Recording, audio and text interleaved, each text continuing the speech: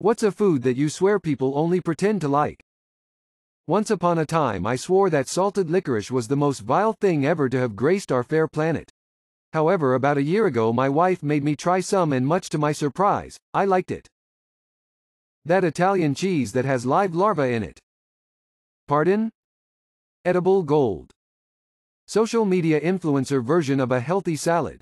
I've watched so many and there are some that look really good but others are questionable concoctions. Surströmming, almost rotten fish. Might be the most disgusting food on earth, but I read somewhere that some Swedish people actually enjoy it. My college offered Swedish. We were going to do an event for people who were daring enough to try surströmming in the quad. Then the COVID shutdown happened. Low-fat ranch is fucking disgusting. What's the creepiest thing you've ever witnessed? I once worked as a server in a strip club. One member would pay me $20 plus to make an origami frog then step on it. I thought at first it was just weird, but then I learned about the crush fetish. I was the sole witness to a murder. I've told this story before. I was in a Jeep with the top down, waiting for two guys on the sidewalk to stop arguing. One guy pulls a shank out of his sock and stuffs it, stiff-armed, into the other guy's eye. The crunch was sickening. He took off. I ran up. Blood was spurting out of the dude's face onto the sidewalk in spurts.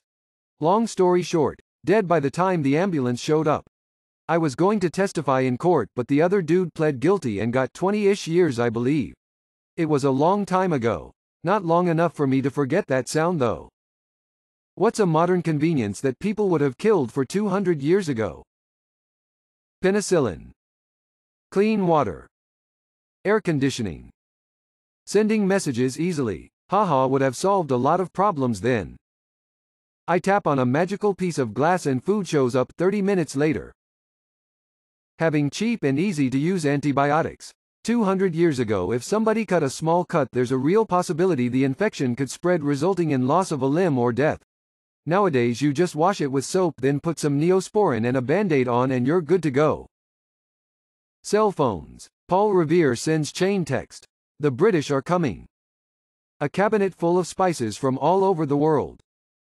And then do absolutely nothing with. People who don't ever want to have kids, why? Being a parent is too important to do a shit job at it. If you can't give it the energy it requires, don't sign up for it. I absolutely love my life just as it is.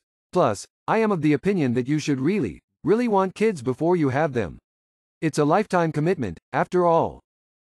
Personally, I just enjoy the freedom of not having them too much. You can't miss what you never had. I can't even care for a houseplant. Too much responsibilities. I can't even take care of my own ass. Quite simply, it doesn't appeal to me. No regrets. I'd rather not take a chance on passing on whatever the hell is going on in my head. I like to sleep in on weekends. I cannot afford a child. Which song emotionally destroys you? Nutshell by Alice in Chains.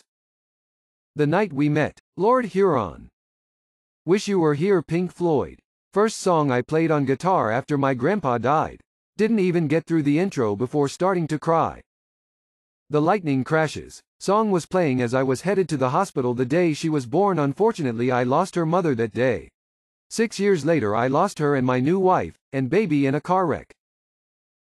You Are My Sunshine.